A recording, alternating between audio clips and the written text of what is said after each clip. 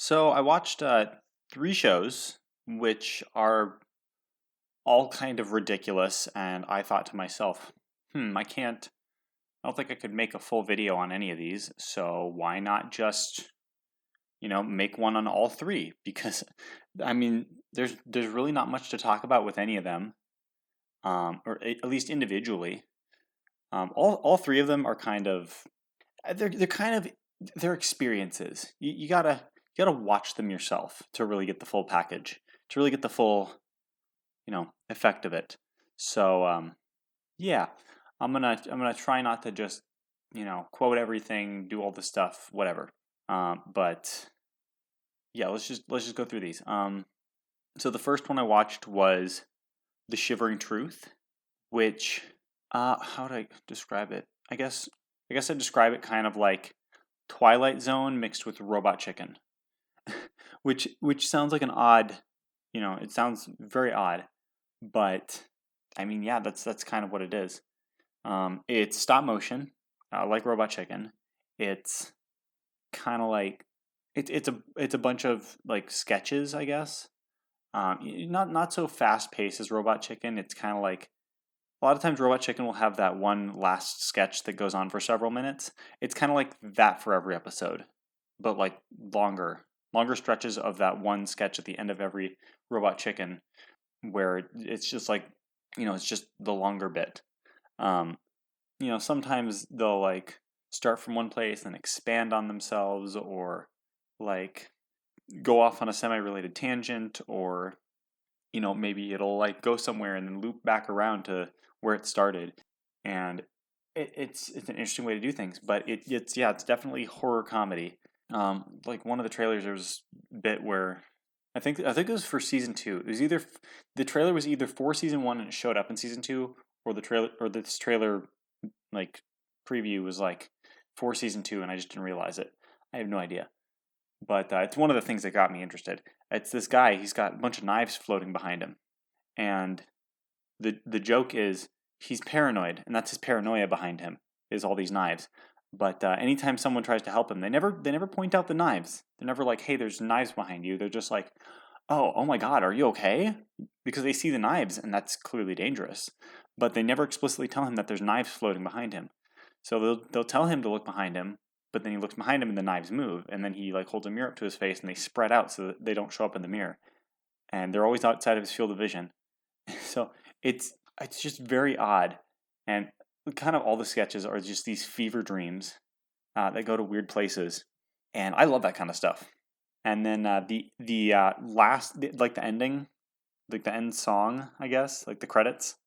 They play this weird, like creepy song. I sometimes it switches around, I think, but the one that I really remember is like this weird, creepy. It's kind of like this weird, creepy folk song, or like what do you call that? There's some songs that just like sound really creepy, and they're about like weird, creepy monsters or something, and it's kind of like that, and it's super ominous, but like surrounding the silliness in the show, like despite the horror elements, it's just kind of weird, but like in a cool way. So yeah, I definitely check that one out because I really enjoyed it. I would recommend not binging it though, just because it's one of those shows where if you watch too much at once, it could definitely spoil it. It could spoil the fun, but if you like spread it out, it'll be much funnier. The second one I watched was Tigtone. If you want kind of the gist of that, um, I'll try my best to describe it. But if you want a good gist of that, I would watch The Begun of Tigtone. Yes, The Begun of Tigtone, which is not really a pilot, more like a proof of concept. Um, it definitely does not look as polished as the actual show, but it is sillier, which is saying a lot. As far as the show itself, it follows Tigtone. He is an adventurer, and he loves adventuring, and he loves questing, and he's always writing in his journal, about all the quests he's been on. And sometimes he will solve things in the most ridiculous possible way, but it'll always work out somehow. And he's followed by his friend Helpy, who helps. That's Tigtone came up with that name. That is not Helpy's real name, but that is what everybody calls him because that is what Tigtone calls him. And Helpy owes him like a life debt or something because of what happens in the pilot, I think. And Helpy's whole thing is that he regenerates. Now, normally in a show, that could just be like an excuse to make sure that they heal fast. It can be like, here's how this balances things out. Here's how this helps the main character get places or whatever. But in this, it's used A for comedy and B, Tigtone will literally cut Helpy's arms off to like make a boomerang or a zip line, and he'll use him as a meat shield. And I think at one point he cuts off Helpy's body parts so that he won't starve out in the ocean. He he is really not nice to Helpy, but Helpy's okay with it because he can just regenerate. It's fine, guys. Don't worry. There's some reoccurring characters like the King Queen. I'll leave that up to you to find out or to imagine because yes, it is the King Queen, not the King and the Queen, the King Queen. There's also I don't know how to describe her. I don't know if I'd say she's a love interest, but she's like his rival slash best friend. It could be love interest. I have no idea, but she's basically Tigtone, but like a female. And there's like a couple episodes dedicated to that. And this show is just, if you like high fantasy nonsense, Tigtone's a good show for you. It's definitely got its moments. It's got some really great one-liners, like, "I'm sorry I did this to you. I don't know what came over me. It's probably because you deserved it." Yeah, it's a great show. They have this weird art style where it's like the characters are almost like they took these Renaissance paintings and just like they squash and stretch the mouths. They just cut slits open for the eyes and they squash and stretch those, and they just have like eyes behind the paint. It's weird. It's a weird art style, but I like it. It works, and it's very stylized. And then the last show that I watched, uh, yet another one, much like Interspecies Reviewers, where I was not expecting to ever try this, nor was I expecting to enjoy it at all. But I watched some YouTuber, I don't remember what his name is, but he's got like this cartoon avatar that wears a yellow shirt. I think he wears glasses. I don't really know. But I saw a review of it, and I was like, okay. And then I watched his review, and I was like, oh, huh. I've got like an hour to spare. Like, sure, let's go at this. So I started watching it, and I don't think I've said the title yet. It's Peepoodoo, and okay, I'm not gonna say the rest of it because YouTube wouldn't like that, and even though I'm not monetized, I'm not gonna take that risk because no, thank you. So Peepoodoo is I'm having a really hard time describing some of these. I mean, I guess there's probably a way I could describe this. I guess the way that I first heard it described was it's kind of an adult sex education cartoon, which is kind of half accurate because they do have moments like that in the show.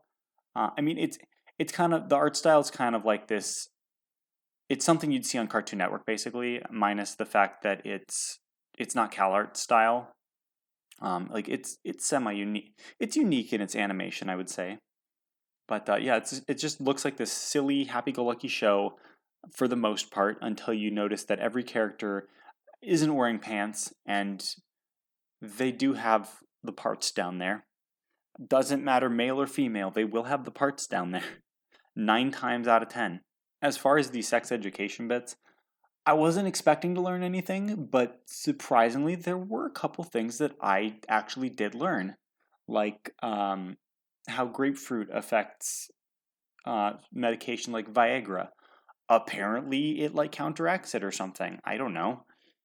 And I guess it mostly has to do with blood pressure. So that was interesting. I actually like grapefruit now that I think about it. Anyway, then they like explain the anatomy of the female parts and how to make her orgasm. Okay. Went into more detail than I knew. Let's just say that. But surrounding that, there's some other bits. Like there was a whole episode. I think it had to do with consent. That seems to be the running theme.